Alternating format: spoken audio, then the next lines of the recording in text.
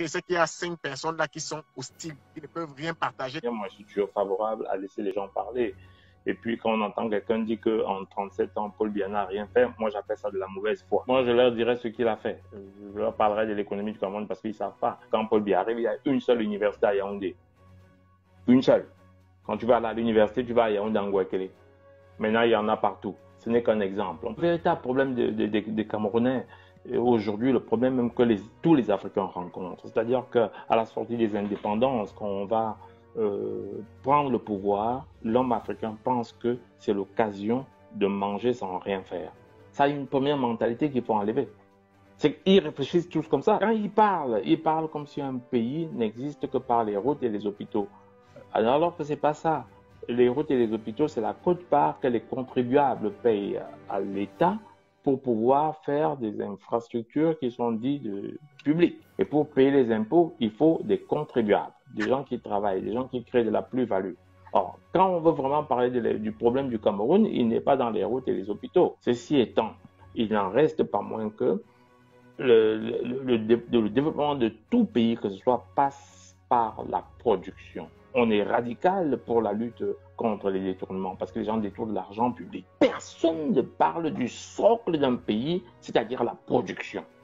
Ils parlent tous du partage du gâteau national. Comment on peut être stupide à ce point pour imaginer que tous les Camerounais vont s'enrichir parce qu'on va décentraliser? Prenez le budget du Cameroun et divisez-le par le nombre d'habitants.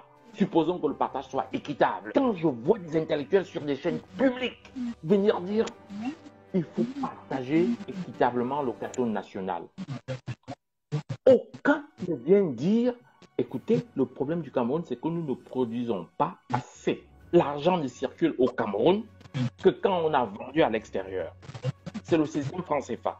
Quand vous voyez 1000 francs au Cameroun, ça veut dire que les Camerounais ont vendu pour 2000 francs à l'extérieur. Je fais simple. Quand vous avez un bien, un seul bien qui circule au Cameroun, ça veut dire que nous avons vendu pour le double en devises. Je rappelle aux uns ou aux autres que les accords qu'Ahidjo avait signés, qui se sont terminés en 1974 une première fois, que Ahidjo a reconduit, s'achève le 26 décembre de cette année-ci. Tous les intellectuels camerounais doivent se demander si non seulement le chef d'État ne doit pas les re-signer, ne les pas les reconduire, mais que qui que ce soit qui veut le pouvoir au Cameroun ne les reconduise.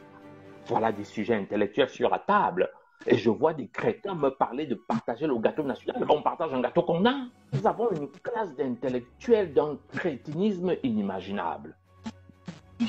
Voilà, le 26 décembre prochain, Ahidjo a reconduit ses accords en 1974. Ces accords s'achèvent le 26 décembre de cette année-ci. Personne n'en parle. Ils n'en parlent pas. Et tu vois des gens venir vous dire... Mais est-ce que ce n'est pas ça donc? Est-ce que ce n'est pas la fin de ces accords coloniaux-là qui arrivent à terme, qui peuvent être la cause de toutes les turpitudes que vit le Cameroun en ce moment au travers de ces nervis-là qui sont utilisés comme les nègres de salon? Tu as mis le doigt là où ça fait mal. Mis le doigt où ça fait mal.